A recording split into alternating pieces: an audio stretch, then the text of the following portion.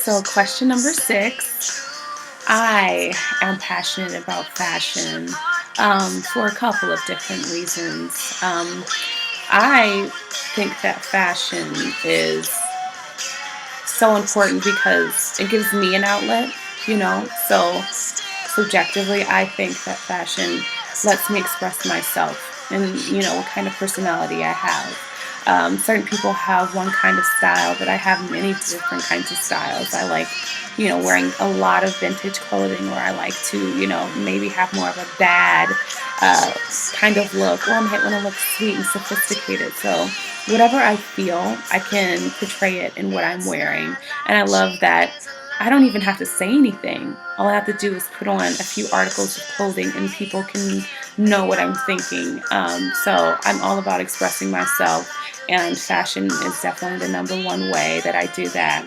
And I also love fashion because acquiring all the knowledge that I did in college, I learned a lot about proportion and, you know, how to place one thing with the other, how to promote fashion, and um, pretty much learned a lot about styling. And even at my jobs, I learned a lot, how to communicate with women and get them to try on things for their bodies. But I like the idea of fashion because I can use it as a platform to reach out to women who don't really necessarily have the skills or the knowledge to go out and shop and buy pieces that fit their body or that flatters their body or that they even like. A lot of people buy classics because that's what they're used to, but they don't know how to mix a pattern and a color and a texture and some basics. So I would use fashion definitely as a platform to help spread the information that I've learned so that women who are just regular women can go out and enjoy shopping. A lot of women are, afraid of shopping, and they get so distraught when they're out and about shopping because they feel like these clothes don't fit me. And it took me a while after a little bit because my body shape is not perfect. It is, not what some of the clothes are shaped like when I go shop, but I say that's just not made to fit my body, and I move on with it. I find something else that flatters my body. And the thing is, you can't look at it as I'm unusual. Don't get in anything. Because once you find the articles of clothing that makes your body just look immaculate and enhances your assets, I mean, it's really just uncomparable how much happier you are when you actually really look good.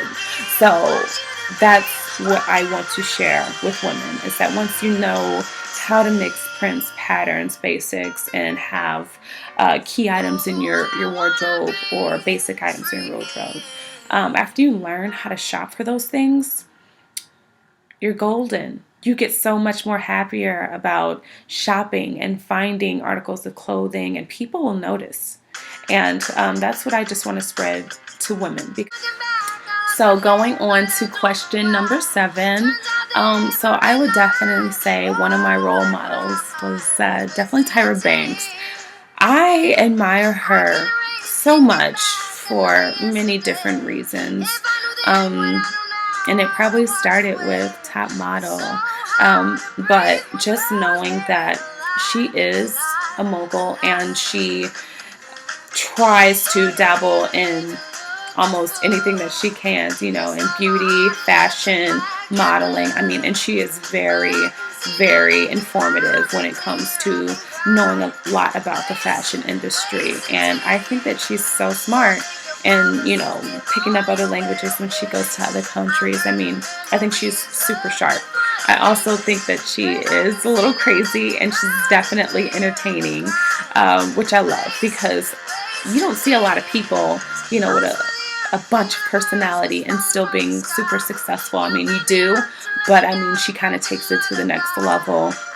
And that just goes to show you that, it's not always about being super serious and you have to be this way, because she seems to have a lot of fun. Probably one of the single most things that I admire about Tyra Banks is that she, always tries to make women feel more comfortable about themselves, accepting their flaws, accepting that, you have cellulite in your butt or, wherever, and accepting those things and really just getting on with your life and, accentuating the beautiful part of you. Because that's what it's all about. Once we accept our flaws and who we really are, we can just have leaps and bounds of more experiences and be happier, just be so much more happier. And that's what I admire about her. She's definitely motivating and inspiring to a lot of young girls and a lot of older women. And that's why she is one of my role models. Have a couple more role models, and I really have them to thank me for getting into fashion, but it's it's Clinton Kelly and Stacey London. Ever since the season of What Not to Wear started, I was always watching. I loved that show. The fact that they could take any regular person and they were nominated, and they were saying that you can't dress like this, it's provocative, or it's tomboyish, or it's slouchy, like it's not doing anything for your figure. Like, I love that they were so honest with these people, even though they just met them, and they were able to be straightforward with them and say, hey, what you're doing is not working. Your family is concerned about you. And what we really just want to do is help you find the key pieces to put in your wardrobe so that you can find an outfit from your closet and wear it every day and feel confident and feel beautiful and sexy. So moving on to question 8. So about my accomplishments, starting small, like I said, ever since I was young, I was really into, dressing up and into fashion. And so much as though I remember getting best dressed in the 2nd grade, which I feel like that is a little bit, much for kids so young. But hey, I still honor that award. And I'm like, hey, I did that, 2nd grade. So it was kind of like I was destined to be in fashion. But I also won Best Dressed in high school,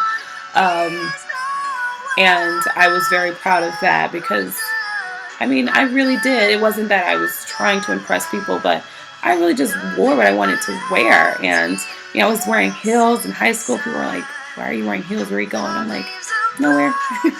I just love the way that I felt when I wore heels, and, it felt so put together. So they definitely acknowledged that. I was up in the running for Best Dressed in middle school, but I ended up getting everyone's best friend, so I guess I'll take that. But as for projects, one particular project stands out by far with me in college when I had to do my very own virtual store project for my fashion promotions class. So pretty much this project was a semester long, and it was definitely tedious, and it took a while because not only did you have to research the market and brand analysis, you also had to do anything from trend analysis, and then also doing the visual retelling. It was very in-depth. And then we also had to spend some time in the computer lab running the simulations and being able to literally pick out all the fixtures, cash wrap, the registers, the tables, the clothes. Like, we literally saw the clothes that we were putting in, cutting them out, putting them on a rack, the carpet, the walls, the ceiling, the name, what is our brand, what does that logo look like. So it was definitely something that you would bring to an executive meeting and pitch to someone and be like, hey, I'm ready to start a business. This is all my research and I'm ready to do it. So but with this project, at the end, I, went to go turn it in, and it was a really good feeling. Going back to pick it up, I saw that my professor gave me a 300 out of 300, and I was like elated. It was just, I couldn't explain how happy I was because I worked really hard on it. So some other things that I've done was I cold co-styled in a fashion show that my dance team held. So another girl and I came up with the concept of having a fashion show with articles of clothing from different decades. So we started from the 60s on up, and then we had, kind of like a futuristic scene as well. And it was just so much fun because a lot of the models were really into it and they looked so good. So that was probably one of the most fun fashion shows I've ever done. And I helped, I guest host for an event that we had. It was a business attire event that the Apparel Merchandising and Design Association held. So I actually got to speak for the Limited, which I was working there at the time, and I talked about some of the looks that I pulled from work, and I got some of the models to put on, and did business casual, like if you were really going into a job where it was super, super formal business wear, then I, explained that. So that was a really cool thing, being a spokesperson for them. So I definitely had some fun styling and speaking for those fashion shows and for guest speaking for that event. Number 9, so my style rules. My style rules would include fit, proportion, and personal style, or what I like to call a subjective style. Fit. Fit is important because if you wore an oversized shirt, and it's not like supposed to be oversized, you just kind of thought that maybe it'll hide a little bit of the stomach that you were not wanting anyone to see, or if you just feel like you have the hottest body in the world and your clothes are really, really tight, well, those things are actually going to be some of the factors that might make your figure seem unflattering. So fit is definitely one of those things that come into play when you want a garment to fit your body, because you become a lot more sexier that way when things fit, and the lines are right, the balance is good, your shirt isn't one length and then the other.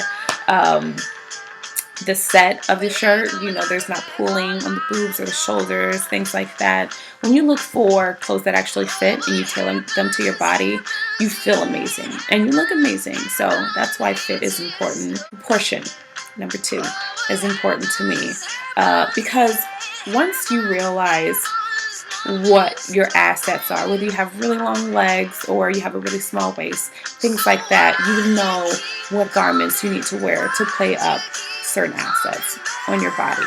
Just knowing the things that you need to do, wearing a belt to accentuate your waist, most of the times when you wear a dress. Knowing those things are going to help you dress better, and it's going to help you look better, and it's going to make you look longer and leaner instead of wider and bigger. And last but not least, what I was calling a subjective style. So this is where you can put your own twist after proportion and fit come to play. Your subjective style is definitely going to be dealing with color, textures, prints, and utilizing your basics to put together all those things and accessories to get an overall personal look. And I think for the most part, a lot of people have the most fun with this because they get to say, this is my look, I made this up, I didn't get it from a magazine, I definitely came up with this in my head. And it's probably one of the most rewarding. And sometimes this is probably the hardest part about getting your own style. It took me a while to, put together things that had texture, had prints, had different colors, and had a balance to all of it, and it looked good. So it's definitely something that people have to work on, but unless you just have an eye for it. But it's probably one of the most rewarding, but also it can be the hardest. But those are my 3 style rules: fit, proportion, and subjective style.